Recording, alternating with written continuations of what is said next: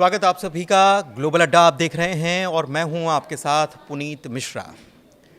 खबर आई है इजराइल और मिस्र से जुड़ी हुई। दरअसल मिडिल ईस्ट में अभी जो चल रहा है वो इतनी ज़्यादा उथल पुथल है कि जिसके बारे में जितना बताया जाए कम है, क्योंकि आपने देखा कि गाज़ा में लगातार इजराइल की तरफ से ऑपरेशन चल रहा है। दूसरी तरफ आपने ये भी देखा कि हाल ही में एक समिट बुला लिया गया, अरब इस्लामिक इमरजेंसी समिट बुला लिया गया। इसके अलावा ईरान के पास भी रूसी हथियारों की सप्लाई बढ़ गई है, जिसकी जानकारी दी गई है। लेकिन इस बीच एक और घटनाक्रम हो रहा है और वो इजराइल को परेशान करने का काम कर रहा है। कैसे, ये खबर आपको आज हम बताते हैं। दरअसल इजिप्ट यानी मिस्र के सिनाई में सैन्य तैनाती की खबर सामने आ रही है और ये खबर हाल ही में सितंबर के महीने में बड़ी सुर्खियां बटोर रही है। इजराइल ये कह रहा है कि मिस्र ने सिनाई रेगिस्तान में अपनी सैन्य ताकत को काफ़ी हद तक बढ़ा दिया है, तैनाती को काफ़ी हद तक बढ़ाने का काम किया है। और ये उल्लंघन है किसका? 1989 के कैंप डेविड शांति समझौते का उल्लंघन है। इजराइल के प्रधानमंत्री जो हैं बेंयामिन नेतन्याहू, उन्होंने अमेरिका के विदेश मंत्री मार्को रूबियो अभी हाल ही में दौरा करके गए थे, तो इस मुद्दे पर हस्तक्षेप की अपील की है कि इसको समझाइए, सुलझाइए इसकी पूरी जानकारी देखते हैं कि इसके पीछे क्या है मामला।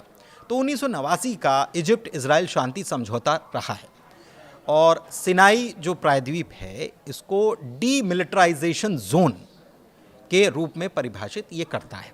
इसके मुताबिक क्या क्या चीज़ें हैं, तो जोन इसमें तीन जोन बनाए गए।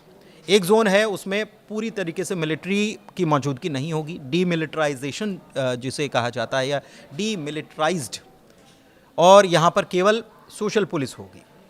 इसके अलावा फिर दूसरा जोन रखा गया है जिसमें सैन्य तैनाती रहेगी ज़रूर, लेकिन बहुत कम मात्रा में रहेगी।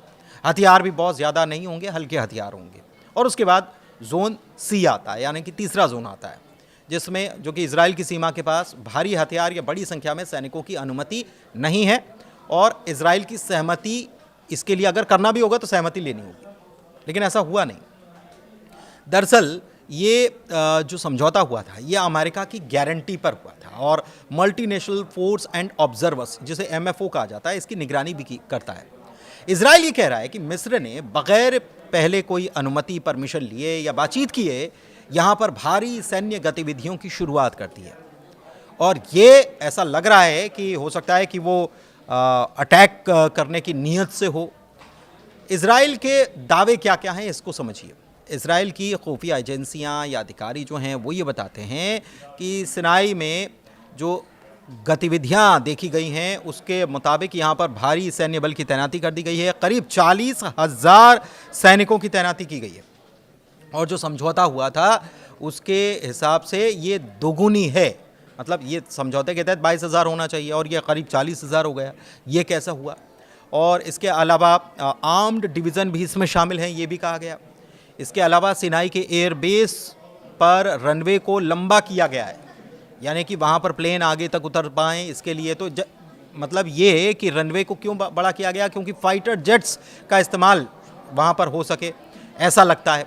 समझौते में हल्के विमानों की अनुमति दी गई थी कि हल्के विमान यहाँ पर उतर सकते हैं, लेकिन ये तो अगर इसको बढ़ाया जा रहा है तो उसका मतलब ये कि कहीं कोई वॉर जैसी सिचुएशन तो नहीं है।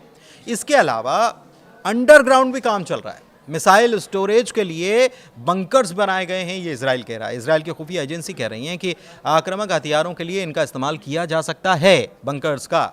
इसके अलावा एयर डिफेंस सिस्टम की बात कर लें तो वो भी यहाँ पर रख दिया गया है, इसे तैनात कर दिया गया है। चाइना का बना हुआ HQ-9B long range air defence मिसाइलें यहाँ पर तैनात कर दी गई और इजराइल का ये मानना है कि ये इजरायली जेट्स को टारगेट कर सकती हैं। इसके अलावा फिलाडेल्फी कॉरिडोर जो है, जो गाज़ा की सीमा के पास पड़ता है, सुरंगें और भारी हथियारों का प्रवेश यहाँ पर हो रहा है, ऐसा इजराइल का कहना है। इजराइल के अधिकारी इसे बहुत सीरियस बता रहे हैं और ये भी कह रहे हैं कि मिस्र की तरफ से कोई क्लियर जानकारी या सफाई या इसको लेकर कोई बातचीत नहीं की गई, बताया भी नहीं गया। नेतन्याहू ने बीते 20 सितंबर को यरूशलेम में रूबियो से बातचीत की थी, मुलाकात की थी और एक लिस्ट सौंपी जिसमें ये सारे जो उल्लंघन किए जा रहे हैं उसका पूरा जिक्र है, पूरा खाका है। अब मिस्र क्या कह रहा है? मिस्र इन सारे दावों को सिरे से खारिज कर दे रहा है। मिस्र के अधिकारी ये कहते हैं कि ये तैनाती जो की गई है हमने अपनी सिक्योरिटी के लिए की गई है और गाज़ा में जो चल रहा है उसकी वजह उसको देखते हुए की है। दरअसल मिस्र को इस बात का डर सता रहा है कि इजराइल गाज़ा के जो फिलिस्तीनी हैं उनको सिनाई में धकेल सकता है, यानी कि फिलिस्तीनी वहाँ से अगर गाज़ा से जगह छोड़ रहे हैं तो उनको कहाँ भेजा जाए, फिलिस्तीन में भेजा जाए। और ये मिस्र की संप्रभुता के लिए खतरा बता रहा है मिस्र।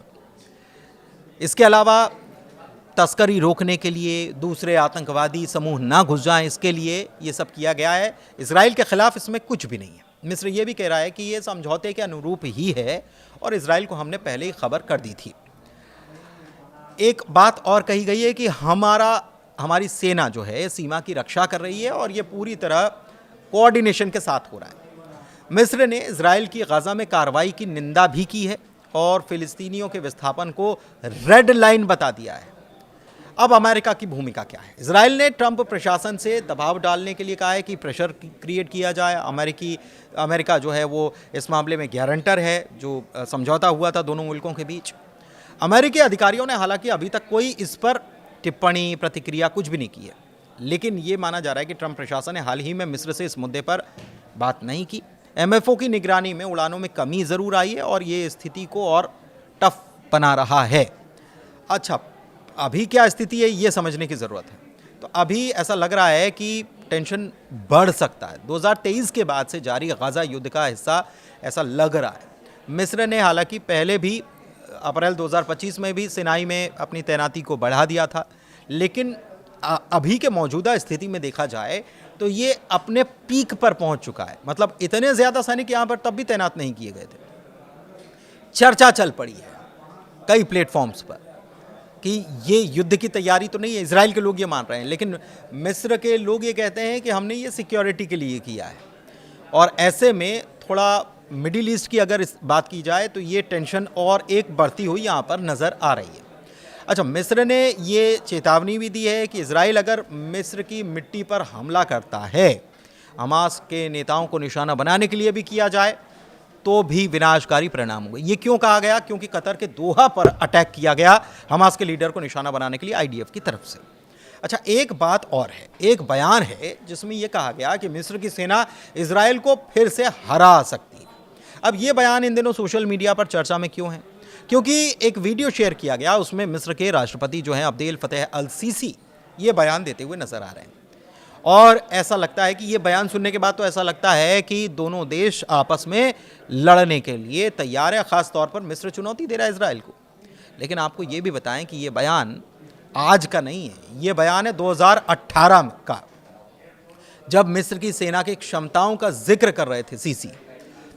मिस्र की सेना जो इजराइल को एक बार हरा चुकी है वो इसे हर बार कर सकती है, ये उन्होंने कहा था शांति समझौते के संदर्भ में। और कहा था कि इजराइल के हित में है कि वो मिस्र के साथ शांति बनाए रखे क्योंकि मिस्र की सेना मजबूत है, ये उन्होंने कहा था। लेकिन 2018 के बयान को अब कोट करते हुए एक प्रकार से एक टेंशन, ये बयान सुनेंगे तो ऐसा लगेगा कि ये टेंशन अपने चरम पर पहुंच रही है और ये चेतावनी दी जा रही है या अपनी सेना को